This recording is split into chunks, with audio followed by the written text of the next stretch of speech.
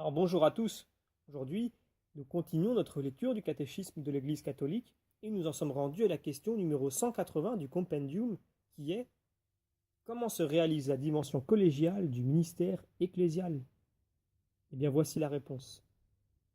À l'exemple des 12 apôtres choisis et envoyés ensemble par le Christ, l'union des membres de la hiérarchie ecclésiastique est au service de la communion de tous les fidèles. Tout évêque exerce son ministère comme membre du collège épiscopal, en communion avec le pape, ayant avec lui à prendre part à la sollicitude de l'Église universelle.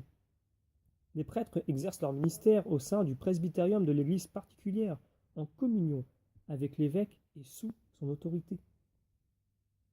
Alors pour étayer cette réponse du compendium, prenons le paragraphe 877 du catéchisme de l'Église, qui nous dit ceci. De même, il est de la nature sacramentelle du ministère ecclésial qu'il ait un caractère collégial. En effet, dès le début de son ministère, le Seigneur Jésus institua les 12, les germes du nouvel Israël et en même temps l'origine de la hiérarchie sacrée. Choisis ensemble, ils sont aussi envoyés ensemble et leur unité fraternelle sera au service de la communion fraternelle de tous les fidèles. Elle sera comme un reflet et un témoignage de la communion des personnes divines. Voir notamment Jean 17, 21-23.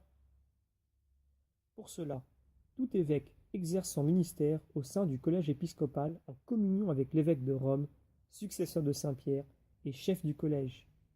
Les prêtres exercent leur ministère au sein du presbytérium du diocèse sous la direction de leur évêque.